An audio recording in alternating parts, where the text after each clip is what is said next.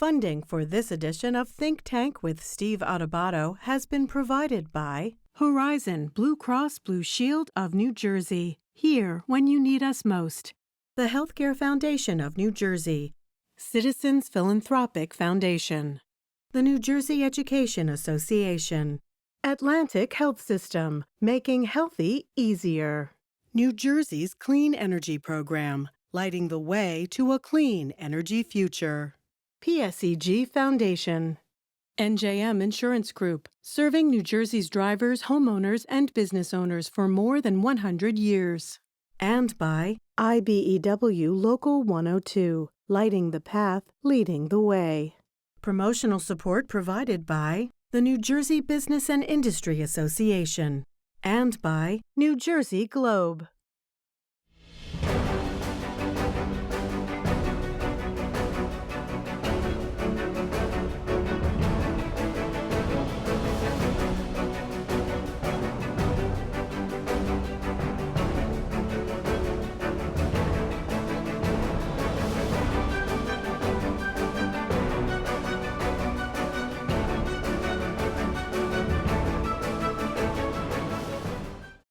Hi, everyone. Steve Adubato. We kick off the program with Kate Endries, who's National Director of Trauma-Informed Practice at Boys and Girls Clubs of America, and her colleague Susan Haspel, State Director of Boys and Girls Clubs in New Jersey. Kate and Susan, good to see you.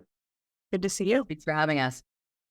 Kate, help us on this, and particularly with your background, your professional background in social work and understanding complex issues like trauma.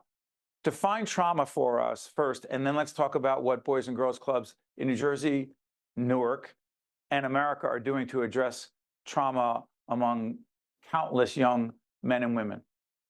Yeah, that's a really great question, Steve. So trauma is defined as an experience that is perceived as harmful or life-threatening to the individual that has experienced it. And so that's going to look extremely different depending on the person. So something that is perceived by me as life-threatening might be different than something is perceived by you. And we know that 2/3 of young people have experienced at least one traumatic event by the age of 16. And we also know from the ACE study that those childhood adversities and traumatic events correlate to challenges in later life. And so in order to better serve our young people, we need to work to become trauma-informed in our service delivery model. Susan, talk about the role of Boys and Girls Clubs in New Jersey, but also the Newark clubs. And let me disclose, my late grandfather was one of the first directors of the Boys at the time, the Boys Club in Newark. And also I was a member at the Broadway branch, which, as you know, Susan, does not exist anymore. That is true. Sadly. Talk about the role of Boys and Girls Clubs in New Jersey, but particularly Newark as it relates to this trauma-informed practice, please. Yes. So we have 22 Boys and Girls Clubs across the state of New Jersey. 70,000 young people. Serving actually more than 55,000 young people through membership and community outreach. And every day in New Jersey, more than 200,000 kids have nowhere to go after school. So the clubs play a critical role in providing a safe place for kids to go and participate in life-changing programs. The Newark Club is actually the leader for the whole Northeast region in the work that they're doing in the trauma-informed care. It's just tremendous what they're doing to support their community and the club kids, and the work that's being done there is tremendous. Let's be more specific. By the way, I apologize for saying 70,000. It's 55,000 young people. But help us on this, Kate. Be more specific. What exactly are Boys and Girls Clubs doing to assist these young people dealing with trauma? Yeah, so we're working to become a trauma-informed organization at every single one of our Boys and Girls Clubs. And what that looks like is it's a service delivery model that understands that the impact of childhood adversity disrupts development and can lead to later life challenges. And so it really seeks to look at what are the specific challenges of my community, whether that be youth, families, or staff that are coming to the clubs and working there, and how can my organization be super responsive to that? And so it looks like investing in staff development so that we understand signs and symptoms and we're able to be responsive to needs. It looks like building community partnerships to addressing access to important services like mental health services or food or housing services. So there's a lot of ways that this shows up, and it's going to be specific to that specific community. So Susan, I'm curious about this. In all seriousness, going all the way, quote unquote, back in the day when I was a member of the Boys Club before it was appropriately Boys and Girls Club, the issue of mental health I mean, not on the table in the 60s and 70s. Like, who was talking about that? Susan, help us. Why is this the responsibility of Boys and Girls Clubs, A and B? Where does the funding come from to support these efforts? I mean, supporting mental health for youth is more important than ever before, and kids are just going through such challenging times. But it's because of partners like Blue Cross Blue Shield Association and many other supporters in the country that understand that this is critical now more than ever. And we know that there are clubs in the state where there are kids that have seen tremendous trauma, homelessness, no parents. I mean, there are just so many issues that they're facing, and they really need these supports. And our clubs are being trained intensively to provide the resources that they need to have a trusted voice that kids can turn to. Horizon Foundation has been a leader in this regard. Also, let me disclose, an underwriter of our programming as well. Yes. But I want to follow up on something. So for people who are watching saying, well, wait a minute, Boys and Girls Clubs, and that's where kids go to play basketball. Some of us learn to swim. Yeah, that's what they do. They play the after school, keep them out of trouble. Kate, those things are all true, but it's not nearly enough, is it? Yeah, kids are showing up their whole selves. They're showing up with their experiences, and their experiences in childhood shape the way that they understand and interact with the world. In order to do our jobs as Boys and Girls Clubs professionals and build all the amazing skills we want kids to have, whether that be life and workforce skills or academic success, we need to make sure that they first feel safe. And in order to feel safe, that means they need to have inclusive and emotionally safe experiences at our Boys and Girls Clubs, which is a core part of the trauma-informed model. So Susan, first, again, a large part of our audience in suburban communities, quote unquote, wealthier communities that often do not have Boys and Girls Clubs. They just don't. They're disproportionately in urban areas. Is that Susan, is that fair to say? Yes, that is fair to say. I mean, we have clubs from Jersey City to Atlantic City all across the state, but in the more affluent communities, clubs do not exist. So for those watching saying, well, really, why would you even need that? I mean, we have all kinds of extracurricular programs after school, on the weekends. There are all kinds of activities that our town supports. Yes, with a lot of economic support and strength. That is not the case disproportionately in Black and brown urban communities. Susan, please talk to that. Yes, I mean, absolutely. I mean, the most important thing that clubs, the biggest priority of our clubs is to provide a safe place where kids can go and have trusted people that they can look up to at the clubs. And there are trained youth development staff at all of our clubs. And now we have trauma-informed people at the clubs that are leading the way. What does that mean? I'm sorry for interrupting. What does it mean to have trauma-informed folks at the clubs who are trained? Trained to do what, see what? They're trained. Kate, if you want to speak to this a little bit more, Please, Kate. Specific training. Yeah, so we train all of our staff in the basics of trauma. So why is this related to youth development? Why is this related to the jobs that they do and practices that they can do to make kids feel included and safe? And there's 3 Boys and Girls Clubs in New Jersey specifically that have a certified trauma-informed specialist. So that person has gone through 6 months of certification training with the BGCA trauma-informed team to be able to advise their colleagues and other Boys and Girls Clubs in New Jersey around practices that are going to create that really emotionally safe and inclusive environment for the young people and the staff and the families that interact with them. Right. And Steve, just, right, Susan. Sorry. So the Newark Club, the Garfield Club, and the Monmouth County Club all have BGCA trauma-informed. What does that mean? That acronym? Boys and Girls Clubs of America. Okay. They've gone through the 6 months of training, and the club in Newark, which is the leader in this space, our Garfield Club and our Monmouth County Club, all have people that are trained in this space that can do training at the local club, in the state, and in the whole Northeast region. To Kate and to Susan, thank you so much. Also, the websites have been up the entire program, both on the state level and the national level of Boys and Girls Clubs. Please check it out, find out more. Cannot thank you for the difference that you and your colleagues are making every day. Thank you, Susan. Thank you, Kate. Thank you. You guys stay with us. We'll be right back. Life is unpredictable. Health insurance shouldn't be. For over 90 years, Horizon Blue Cross Blue Shield of New Jersey has provided quality, affordable health plans to New Jersey residents. We have served generations of New Jersey families and businesses and are committed to driving innovations that put you at the heart of everything we do. Our members are our neighbors, our friends, and our families. We're here when you need us most. Horizon, proud to be New Jersey. Oh, that looks great. Hey, Dad, can we borrow your hat? Yeah. Happy New Year! Have you thought about new auto insurance? Polar Insurance, we're the coolest around. This year, ditch the gimmicks. Upgrade to NJM for top-rated service and great rates. You guys got any hot cocoa? No jingles or mascots, just great insurance. NJM. We're now joined by Jason Hernandez, who is managing attorney and adjunct professor at Rutgers Law School. Jason, good to see you. Good to be with you today. Put in perspective the immigration initiative you're involved in at the university. What is it called exactly? Sure. So I run the Rutgers Immigrant Community Assistance Project, and it provides campus-based immigration legal services to students enrolled throughout Rutgers University. This basically includes providing students with free legal consultations about their immigration matters or immigration situation, and in some cases representing them in immigration cases before USCIS or immigration court if they're in removal proceedings. Let me ask you this, Jason. As we do this program at the end of April 2024, the migrant crisis, first of all, is it a crisis from your perspective? People can decide for themselves. Second of all, how has it influenced public sentiment and discourse, not to mention the politics of immigration? Loaded question, I know, but that's what's been playing on my mind in preparation for you coming on.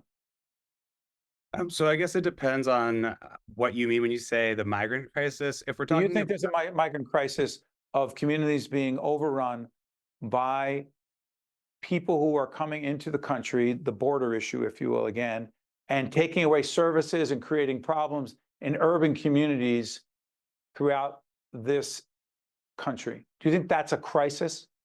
I do not think that's a crisis. I think that is, I guess, par for the course for probably the past 30 years that there have been migrants in the United States. I don't know that they've been taking resources away from U.S. citizens. In large part, the federal government prefaces eligibility for immigration for federal benefits or resources on having lawful status in the United States. Certainly, there has been an acute situation that was reported in New York of late or in certain urban centers. And yes, December 2023 reports of, the largest population of migrants at the border. But in 2000, there were 220,000 migrants at the border, only 30,000 more than in December. And during the Bush administration, the largest number of undocumented individuals ever were living in the United States, close to 12 million, whereas today we're around 11 million. What's the impact in New Jersey? So New Jersey does have a very large immigrant population, and immigrants do definitely contribute to the very rich economy of New Jersey. New Jersey definitely has large urban centers and also large agricultural areas where many employers rely on immigrants to do work, to provide food to the people of New Jersey, to provide healthcare services to the people of New Jersey, and to just generally enrich the state of New Jersey. Jason, along those lines, how do you respond to the quote anti-immigrant, anti-migrant sentiment which is not, you don't need me to tell you that there is that sentiment, regardless of what the numbers are and the facts are as you described. There's a sentiment, there's an emotional feeling on the part of, I don't know how many, but not an insignificant number of folks. What do you say to those folks? I say, I hear what you are feeling. I think that a lot of this discussion around immigration is heavily politicized. Why? And because it has become the primary issue within the presidential election. We know that immigration mobilizes voters to turn out.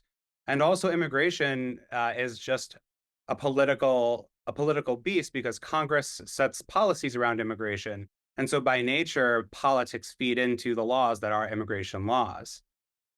And the last substantive immigration policy on the federal level was back in 1996? That's right. So in 1996 was the last reform to immigration law. And in that reform, there were actually a lot of expanded grounds for inadmissibility, bars to admissibility, like the 3 and 10-year bars. And this has contributed to. What does that mean? What does that So- mean, 3 and 10-year bars? So what that means is for folks who are in the United States for a period of more than 6 months, but less than a year, Right. if they depart the US, even to consular process for a green card, they are barred from reentry for 3 years. If they're here for more than a year and then they're barred for 10 years. And so for many people who have a qualifying petition, they can't actually benefit from it because of this 1996 law, which creates great obstructions to large numbers of individuals. So the discussion, build the wall, Trump, everybody knows what he has said. What's real or not, it's hard to determine. Build a wall, shut our borders down. Your problem with that thinking, which isn't even a policy, it's just thinking, an emotional response. Close the borders. You say what? I say it won't work, right? It's a Band-Aid that we don't even know if it will address the symptom, to be quite honest. The borders are not open just with people flowing back and forth. There are, as we know, like thousands of Customs and Border Protection officials every day that are monitoring lawful entry and exits from the United States, as well as monitoring entries at non-ports of entry. I mean, if we really want to address some of these problems, immigration reform in certain areas is really critical. We see, for example, in Mexico. Name a couple of things. Sorry for interrupting, Jay. A couple of things that need to be done for immigration reform, please. Well, there are so many, but I mean, just having just a couple, so that citizen, like work authorization or earned paths to citizenship in some form, right? So there are a number of different individuals in the United States awaiting status. They have pending petitions. Work authorization would be one way to, enable people to work lawfully in the United States, receive certain protections, from employment abuses, and also to just earn money to support themselves, but also having earned paths to citizenship or expanded possibilities for petitioning where there are really long backlogs. So we've seen that in Mexico or in Central America, there's been a decrease in border crossings related to expanded opportunities for Mexican nationals to migrate to the United States, for example. So by having more ordered paths to migration, but also recognizing that we need to have humane practices at the border. I mean, the reason why folks are coming to the United States in the first place is because the United States law says that we will permit people to seek asylum if they are inside the territorial United States, regardless of their status.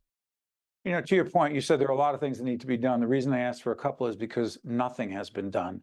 And to have to make some degree of progress, there was legislation in Washington. Research it, find out what happened, find out how it never passed, why it never passed, who was against it, and why they were against it. And you can decide for yourself who really wants immigration reform and improvement and who wants to make the issue political. I'm off my soapbox. Jason Hernandez is, in fact, a managing attorney and adjunct professor at Rutgers Law School, one of the nation's top experts when it comes to immigration policy and law. Jason, thank you so much for joining us. We appreciate it. My pleasure. Thank you. You got to stay with us. We'll be right back. To see more Think Tank with Steve Adubato programs and to listen to Think Tank with Steve Adubato, the podcast, visit us online at steveadubato.org. If you would like to express an opinion, email us at info@caucusnj.org. Find us on Facebook at facebook.com/Steve Adubato, PhD, and follow us on X at Steve Adubato. Life is unpredictable. Health insurance shouldn't be. For over 90 years, Horizon Blue Cross Blue Shield of New Jersey has provided quality, affordable health plans to New Jersey residents. We have served generations of New Jersey families and businesses and are committed to driving innovations that put you at the heart of everything we do. Our members are our neighbors, our friends, and our families. We're here when you need us most. Horizon, proud to be New Jersey. The New Jersey Board of Public Utilities, in partnership with utility companies throughout the state, can help you save money and create a more comfortable home through Comfort Partners, a free program that helps income-eligible customers reduce their utility bills through cost-effective measures that save energy, including lighting, hot water heaters, large appliances, heating and cooling improvements, insulation, and much more. Learn more at njcleanenergy.com/CP. We're now joined by the Commissioner of the New Jersey Department of Human Services, Sarah Adelman. Commissioner, thank you for joining us. Good to be with you. Sarah, put this in context. We're going to be talking about the opioid crisis in the state, but more specifically, a few months back, Governor Murphy announced the allocation of over $95 million from New Jersey's Opioid Recovery and Remediation Fund to support critical programs dealing directly with the opioid crisis. First, make it clear where that money comes from, who that money comes from, and what exactly it's for. Please, Commissioner. Yes, so over the next essentially 2 decades, New Jersey will be receiving about $1 billion as part of national litigation with the opioid manufacturers and distributors. And so funds from those settlements are flowing into New Jersey and other states. We're beginning to be in receipt of those funds. They'll continue, as I said, over the next 2 decades. And so this initial round of funding that the governor announced last month is the first tranche of the funding that New Jersey is receiving, and the ways that we're putting it directly back into the community to address the harms of the opioid crisis. Commissioner, put in context how serious the opioid crisis is. Well, I think at this point, most all of us have been touched by the opioid crisis in one way or another, a loved one or a friend who has been impacted. New Jersey has been for years doing incredible work to try to turn around this crisis, but last year there were still 2,564 fatal overdoses in New Jersey from the opioid crisis, and that is far too many lives lost over the last years, and we are doing our best to turn the tide on that crisis so that number is zero. Numbers are numbers, people are people, right? To that end, Commissioner, this is not just a policy issue for you as a member of the cabinet and the Murphy administration. It is highly personal with your dad, with your father. Please talk about that. Sure, and that's true. I said already that most people at this point are touched in some way by the opioid crisis, and that's true for me as well. I had a parent who struggled with substance use and for years with opioid use disorder until I lost them from complications from addiction. And so I know firsthand how difficult recovery and sobriety are.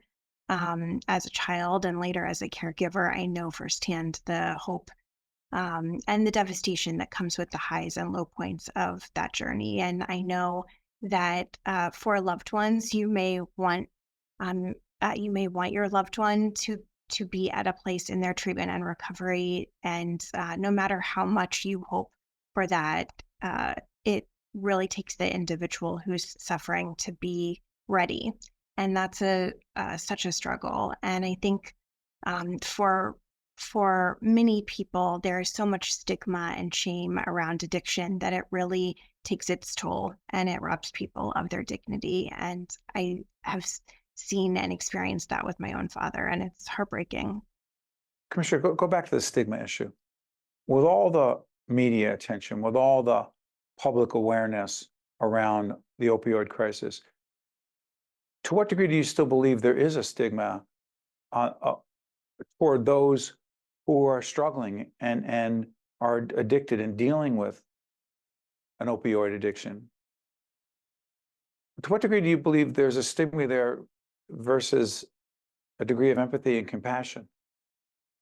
I think both exist. For a really long time, we had, society had a way of treating someone with substance use as an addict or a criminal, and treating people with shame. And all of that is stigmatizing and harmful. And it makes it even more difficult for someone who's struggling to seek help and treatment. And so, a lot of times, and even in the funding that we announced with the governor, a lot of that funding went towards harm reduction. And talk about that. Harm reduction, what does that actually mean? Yeah, I mean, that it's really the antidote to what the question you just asked me, Steve, because it's about treating people with basic human dignity and erasing that harmful stigma. Harm reduction is a practical and evidence-based way of providers engaging with individuals who use drugs to provide care and resources really meet them where they're at, to help them prevent overdose and infectious disease transmission, helping individuals treat drug-related wounds or skin infections, or helping people with their medical or behavioral health conditions or other social services. So it's really about, not forcing a person into sobriety in order to get treatment, but helping them exactly at the place they're at, which we know leads to better long-term outcomes and more likely that people will seek treatment over time. Also, to be more specific, in addition to harm reduction, some of the other areas of focus with these dollars from the opioid manufacturers, the $1 billion settlement over 2 decades, the $95 million that Governor Murphy announced a couple months back. It's in addition to harm reduction, it's housing treatment, prevention and recovery. Prevention and recovery, is that on some level about public awareness? Absolutely. So the $95 million goes to harm reduction. The other funding goes to exactly the things you're talking about. $17 million that will go to support community peer recovery centers. Those are safe and welcoming places that already exist in the community today for individuals who are ready to receive support for their recovery. It also includes $9 million for mobile medication for addiction treatment, which is effective and low barrier. It's a way to bring treatment directly to people in the community. There's $8 million for a program that's called Keeping Families Together, and that program is for entire families. It's supporting parents with housing and case management and therapeutic services to help keep those families together. There's also, as you said, $17 million to support a new continuum of housing supports for individuals with substance use disorder. If people go on your website, the department's website, can they find out more about these programs? There is a website wholly dedicated to the Opioid Recovery and Remediation Advisory Council, and that's nj.gov/opioid funds. And on that website, you can read all about the opioid settlements, the members that are on the Governor's Advisory Council, and all of the recommendations and the funding announcements that we made last month. Commissioner, important work to be done, and will not be the last conversation we have on this issue with you and other leaders in this regard. Commissioner, thank you so much for joining us. We appreciate it. Really appreciate it, Steve. Thank you. I'm Steve Adubato. That's the commissioner of the largest department in state government, Human Services. So thanks for watching. We'll see you next time. Think Tank with Steve Adubato is a production of the Caucus Educational Corporation, celebrating 30 years in public broadcasting. Funding has been provided by Horizon Blue Cross Blue Shield of New Jersey, the Healthcare Foundation of New Jersey, Citizens Philanthropic Foundation, the New Jersey Education Association, Atlantic Health System, New Jersey's Clean Energy Program, PSEG Foundation, NJM Insurance Group, and by IBEW Local 102. Promotional support provided by the New Jersey Business and Industry Association and by New Jersey Globe. Life is unpredictable. Health insurance shouldn't be. For over 90 years, Horizon Blue Cross Blue Shield of New Jersey has provided quality, affordable health plans to New Jersey residents. We have served generations of New Jersey families and businesses and are committed to driving innovations that put you at the heart of everything we do. Our members are our neighbors, our friends, and our families. We're here when you need us most. Horizon, proud to be New Jersey. The groovy new wave in insurance advertising is mascots. You dig? We believe great insurance speaks for itself. Of course. Check out this tubular idea. It's a mascot, isn't it? Okay. TBH, you need a mascot, IRL. For over 100 years, we've focused on one thing and one thing only, our customers' claims. No jingles or mascots, just great insurance. NJM. The New Jersey Board of Public Utilities, in partnership with utility companies throughout the state, can help you save money and create a more comfortable home through Comfort Partners, a free program that helps income-eligible customers reduce their utility bills through cost-effective measures that save energy, including lighting, hot water heaters, large appliances, heating and cooling improvements, insulation, and much more. Learn more at njcleanenergy.com/cp.